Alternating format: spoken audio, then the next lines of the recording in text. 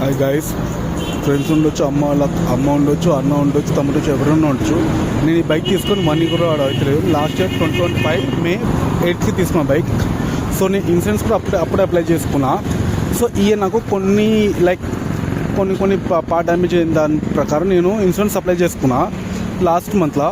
So నేను March 9th షోరూమ్లో పెట్టినా. Insurance ఏమైనా షోరూమ్లో పెట్టండి బైక్, మేము రీచెక్ చేసుకుని మేము ఇన్సూరెన్స్ క్లెయిమ్ చేస్తాం అని చెప్పి అన్నారు. సో నేను March 9th నేను షోరూమ్లో పెడితే బైక్ మార్చ్ నెక్స్ట్ వీక్కి నాకు సాటర్డే, ఆ రోజు నాకు సాటర్డే ఉండే, మేబీ 12th 13th ఉండొచ్చు. వాటికి నాకు కొటేషన్ వచ్చింది 26,000 ఉండే. సో నాకు ఎక్స్ప్లెనేషన్ ఏంటంటే 13,000 మీకు లేబర్ చార్జ్ అయితే 12,000 మీకు కోసం అని చెప్పానంటే నేను ఏమన్నా అంటే నా సొంత అంత కాదు, నేను చేసుకోను, ఇదే నేను బయట చెప్పించుకుంటా అని చెప్పి అంటే నాకు చెప్పకుండా ఇన్సూరెన్స్ కూడా ఇంకా అది ప్రాసెస్లో ఉండే.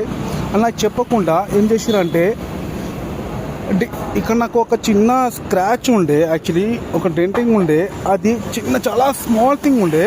అది నాకు చెప్పకుండా షోరూమ్ మేనేజర్, సర్వీస్ సెంటర్ మేనేజరే నాకు చెప్పకుండా కొటేషన్ ఎక్స్ప్లెయిన్ చేయకుండా ముందే, నా పర్మిషన్ తీసుకోకముందు తను చేసిన అంటే ఆ పనికి పంపించేసిండు. నేమన్నా అంటే నాకు వద్దు, నా బైక్ నాకు ఇచ్చాను, నేను బయట చెప్పించడం లేదు, అట్లా పెట్టుకుంటా అంటే తను ఏమన్నా అంటే లేదు మేము పెట్టేసినాం అట్లా అంటే నేమన్నా సరే నా బైక్ ఇచ్చా అంటే తను ఏమన్నా నేను 2 days కాల్ చేస్తే నా బైక్ నాకు ఇచ్చా అంటే తను ఏమన్నాడు లేదు సరే నీ ట్యాంక్ ఉండదు, బండి ఎట్లా తీసుకోమని చెప్పినాడు.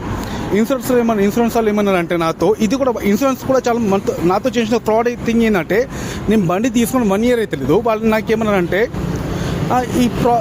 ఈ డ్యామేజ్ చూస్తే చాలా ఓల్డ్ కనిపిస్తుంది అని చెప్పాను. ఓకే గైస్, ఓల్డ్ కనిపిస్తుంది అంటే ఇప్పుడు ఫర్ సపోజ్ ఎగ్జాంపుల్ అనుకోండి, మనం ఏదో చిన్న ఇష్యూ అయింది అనుకో, బండి కింద పడిపోవడం, మనం కంట్రోల్ చేసుకోవడం అట్లా ఉన్నప్పుడు కొన్ని డ్యామేజెస్ అవుతుంది. ఐ అగ్రీ దాంట్లో అట్లా ఫర్ ఎగ్జాంపుల్ తీసుకోండి, ఇదే ఇరిగిపోయింది అనుకోండి, దీనికి మనం ఇన్సూరెన్స్ క్లెయిమ్ చేస్తామా? ఇది చిన్న డ్యామేజ్, దాన్ని మనం అడ్జస్ట్ అయ్యి మనం కంట్రోల్ చేసుకుంటాం బండి. దానికి కూడా వాళ్ళు మీరు ఓల్డ్ డ్యామేజ్ అని చెప్పి అన్నారు. ఓల్డ్ డ్యామేజ్ ఎప్పుడు ఉంటుంది? మన ఇన్సూరెన్స్ డేట్ ఎక్స్పైర్ అయ్యి దాటింది అనుకో, అప్పుడు మీరు చెప్పొచ్చు, ఐ అగ్రీ బట్ దాని లోపల నాకు చెప్పారు ఏంటంటే అది మేము చేయలేమంటే అదేంది మరి మేము ఇన్సూరెన్స్ అప్లై చేసి దీనికి రీజన్.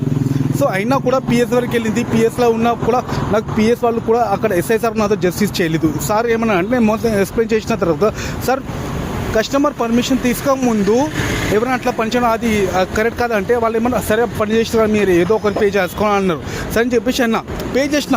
అది కూడా అసలు నేను పే చేయడానికి ఆ రోజు ఫిక్స్ అయిపోయినా. మా మామ వచ్చిన మొత్తం మా బాబు వచ్చారు. వాళ్ళిద్దరు ఏమన్నా అంటే సరే మనకి ఎందుకు ఇవన్నీ పోలీస్ చేయించేట్లు ఇవన్నీ మనకి ఎందుకు మనతో చేయలేం కదా, వాళ్ళు మన ఇంటికి ఇచ్చేస్తారని చెప్పి వాళ్ళు చాలా భయపడిపోయి ఇక నేను సరే చెప్పేసి వాళ్ళ కోసం నేను 6,000 పే చేసిన.